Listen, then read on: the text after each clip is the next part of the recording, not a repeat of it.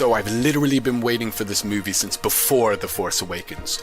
That traditionally dark and gritty middle chapter, filled with pathos, plot twists, and protagonists playing with their perception of good and evil. All the things which made The Empire Strikes Back such an intriguing and entertaining entry in the Star Wars saga. Let me say this now. There was no way The Last Jedi was going to take the spot of my #1 Star Wars film from Empire, but it certainly gave it a go. Following the incredible revitalization of the saga with The Force Awakens comes a continuation of the new trilogy, and yes, all of your favorite faces, old and new, make a triumphant return, minus, Han Solo because, well, he did.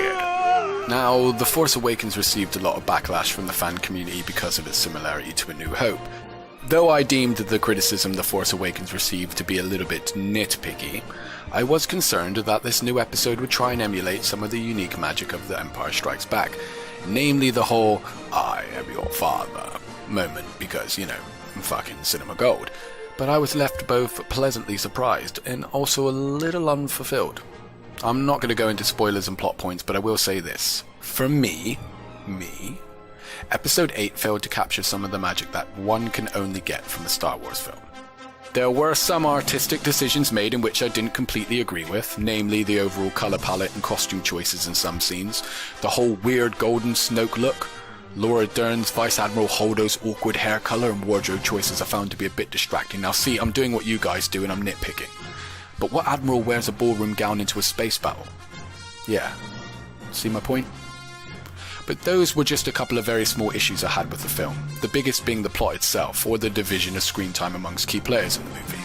It seemed as if each key protagonist was paired up with another and a certain amount of scenes and plot points allocated to each pair.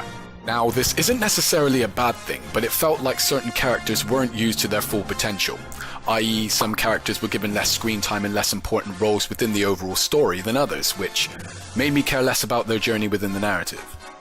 Also, and I hate to say this, but because of the underutilization of certain characters, I found myself almost disliking them. At one point during the film, I found myself spinning my wrist in a "would you hurry the fuck up" motion when a certain group of characters reclaimed the screen, simply because I felt their story was a little lame, or forced?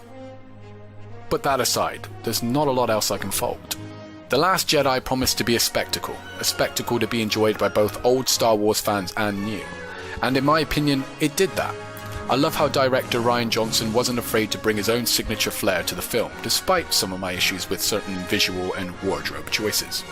To me, being brave enough to grab the greatest film franchise by the balls and sprinkle a little bit of your own magic onto it is something that should be celebrated.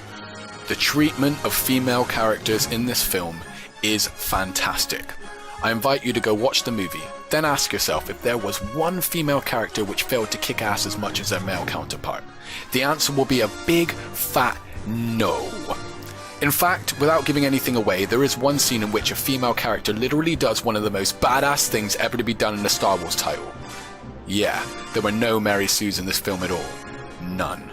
The performance given by Mark Hamill as Luke Skywalker is truly brilliant.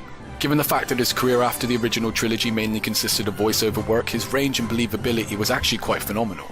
In fact, every character gave an excellent, incredible performance, even the fucking Porgs. Okay, so this was just Disney and Lucasfilm's push to sell ridiculously cute and cuddly toys, but it wasn't so much of a push that the Porgs became too annoying. Okay, so they were annoying, there's no denying that, but at least they had the decency not to involve themselves in an unrealistic destruction of the First Order. Unlike our ugly fucking furry friends, the fucking Ewoks. Fucking hate Ewoks. Though it wouldn't surprise me if Disney decided to give them their own fucked up Minion-style spin-off title, because, toy sales. So in conclusion, Star Wars Episode 8, The Last Jedi, is a brave and bold attempt at pushing the franchise forward. Expect all the wondrous wonders of a traditional Star Wars title, but also some strong and risky narrative decisions. Though, at times, the magic of Star Wars is almost lost amongst some loud and noticeable stylistic choices, one cannot help but praise Rian Johnson for his bravery, as well as his ability to preserve some of the key elements which make this franchise so enduring and beautiful. As a hardcore fan, I walked out of the cinema feeling a sense of accomplishment, underpinned by a slight sense of a lack of happiness, but then again I haven't been happy with the Star Wars film since I was 3, so...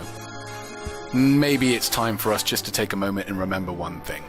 That jock asshole at school that used to beat you with your hardback copy of Star Wars Annual 2004. Now that's the same guy you'll find at the front of the line at the midnight launch trying to high-five you as you enter the screening. Good or bad, for better or for worse, we're the cool kids now. And even if this new trilogy fails to hit every single mark, it's made the fanboy into a god amongst men. So the Worth It Dude score for Star Wars The Last Jedi is a 7 out of 10.